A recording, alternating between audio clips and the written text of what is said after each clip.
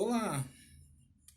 Nós vamos dar continuidade à nossa série de mensagens titulada Pestes, que tem por base os 10 mandamentos, lendo Êxodo capítulo 7, a partir do verso 14, que diz assim: Disse o Senhor a Moisés: O coração de Faraó está obstinado, recusa deixar ir o povo. Vai ter com Faraó pela manhã, ele sairá às águas, estarás à espera dele na beira do caminho.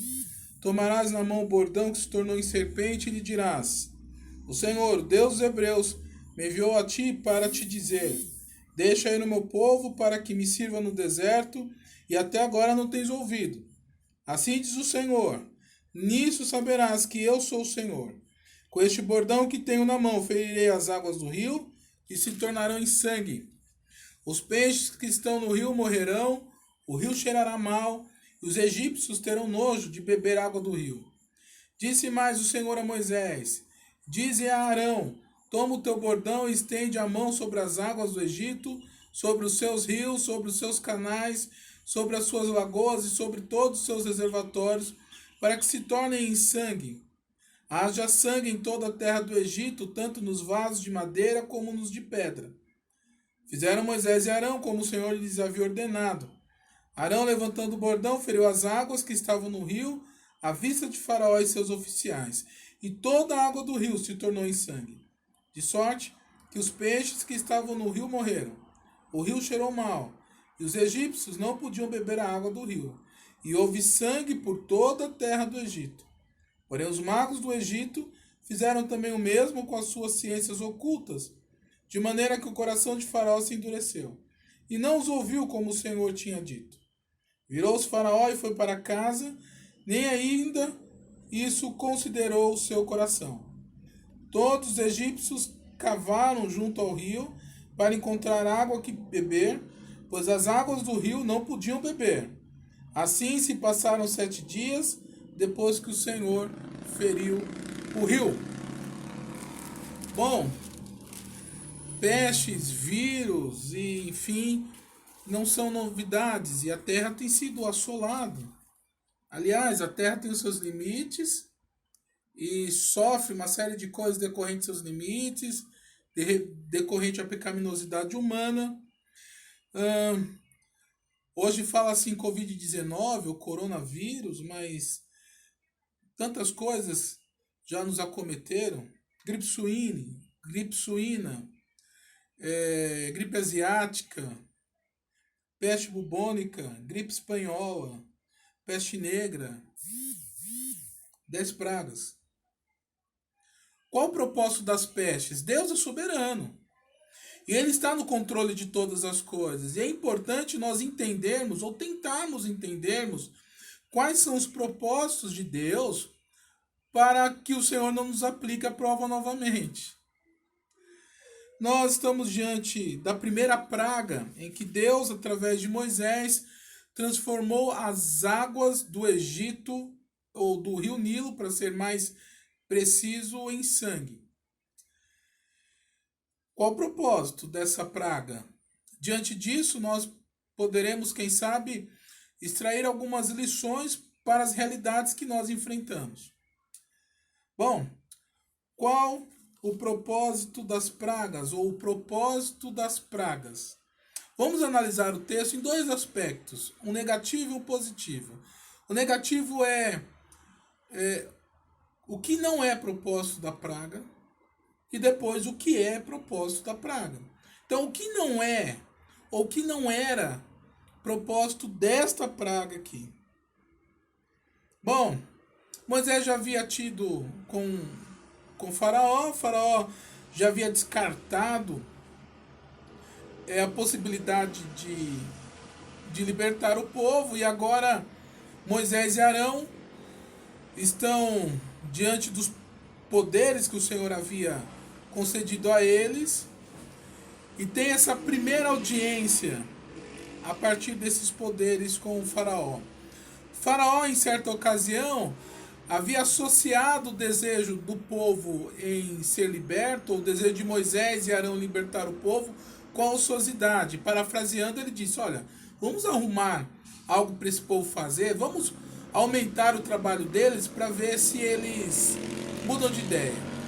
É interessante também notarmos que Moisés fala para que Faraó liberte o povo, para o povo adorar no deserto. Eu não sei qual foi o lugar mais inusitado em que você adorou, buscou o Senhor, orou. Eu orei em um banheiro de delegacia. Haviam furtado meu carro. A primeira vez que isso aconteceu, a primeira vez a gente não esquece, né? É traumatizante. Estava eu lá fazendo boletim de ocorrência, orando, não é, ao pé de um vaso sanitário. Primeiro eu orei para acharem o carro, depois pensando melhor, orei para não acharem o carro, já que eu estava segurado, acharam o carro, infelizmente. Mas a grande questão aqui é ser liberto para orar no deserto. Que inusitado, que diferente. Mas esse era o desejo do povo.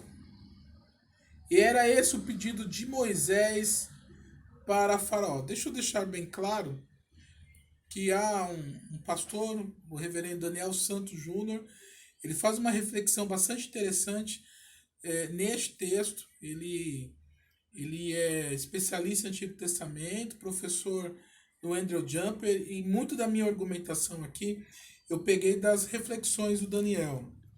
Vamos lá. Vamos olhar um pouquinho melhor para o nosso texto e responder a primeira pergunta. O que não era propósito desta praga? Qual não era o propósito? Não era propósito amolecer o coração de Faraó. Moisés e Arão foram até lá pensando, olha, essa é a grande chance. Ou o Faraó liberta o povo ou nós morremos. Eles não morreram. Mas parece que aquela audiência foi um tiro no pé. O Faraó não libertou. Aliás, Faraó continuou deliberadamente com o seu coração obstinado, diz o verso 14, ou endurecido. E essa ideia nós encontramos ao longo do texto. Então não era propósito dessa primeira praga amolecer o coração de Faraó.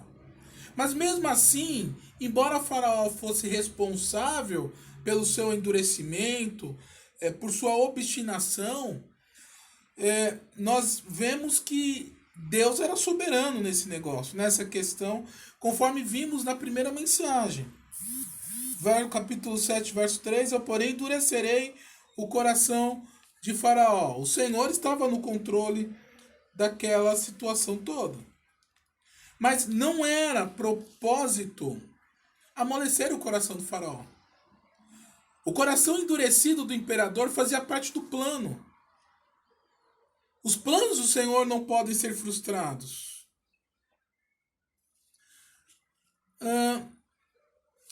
Mas também não era propósito desta praga castigar a terra. Aliás, a palavra castigo nesse contexto das 10 pragas só ocorre no capítulo 8, verso 2. Se recusares, deixá-lo-ei. Eis que castigarei com rãs todo o teu território. E mesmo assim, em Êxodo capítulo 8, verso 2, castigo tem a ver com julgamento, com reprovação, e não necessariamente com o castigo da terra. Então não era propósito desta praga amolecer o coração de Faraó, nem castigar a terra. Qual era o propósito? Então? Qual era o propósito dessa primeira praga de transformar a água em sangue? Qual era o intuito do Senhor? Qual era seu objetivo? Bom, antes desta praga, lá em Êxodo, capítulo 5, verso 2, Faraó já havia indagado: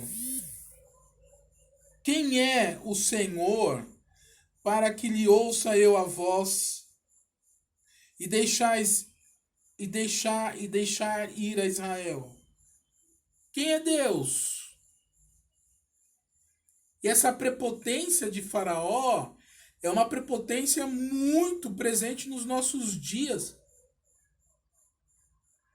Planos foram frustrados com essa pandemia e há toda uma preocupação, quer na área da saúde, quer na área econômica.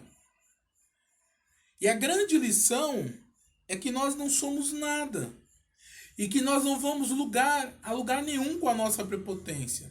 Talvez você não tenha questionado, a exemplo de Faraó, quem é o Senhor para que nós ouçamos, mas talvez com as suas atitudes, com a sua pretensa, enganosa autossuficiência, você, lá no fundo do seu coração, na prática, você tenha dito: quem é o Senhor?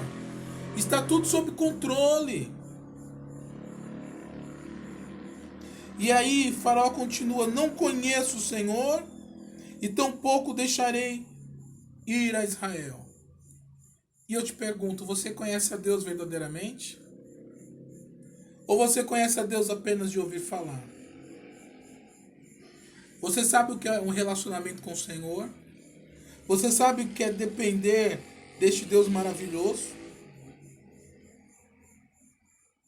O propósito desta praga foi mostrar para Faraó, para o Egito, para Israel, para o mundo conhecido da época, de que Deus é Deus. Se Deus quiser, como diz a canção, Ele é Deus.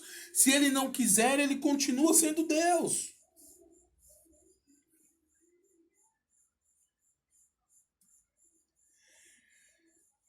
Na ocasião anterior, nós vimos o capítulo 6, verso 29, onde o Senhor diz a Moisés assim: olha, vá a Faraó e diga: eu sou o Senhor. Diz a Faraó, rei do Egito, tudo que eu te digo: eu sou o Senhor, autoexistente, autossuficiente. Deus é Deus. E em meio ao caos, nós temos a tendência de nos esquecermos de quem é Deus. Os próprios israelitas haviam se esquecido ao longo daqueles anos lá no Egito quem era Deus. Havia se passado mais de 4 séculos e gerações de judeus haviam se esquecido do Deus verdadeiro. E quantas vezes nos esquecemos de Deus? Quando tudo parece estar sob controle, nós nos esquecemos que o nosso propósito é servir o Senhor e que toda a nossa vida, todos os nossos projetos precisam ser submetidos a Deus. Agora observe. O plano do Senhor, aquilo que Deus havia estabelecido como estratégia e manda Moisés fazer.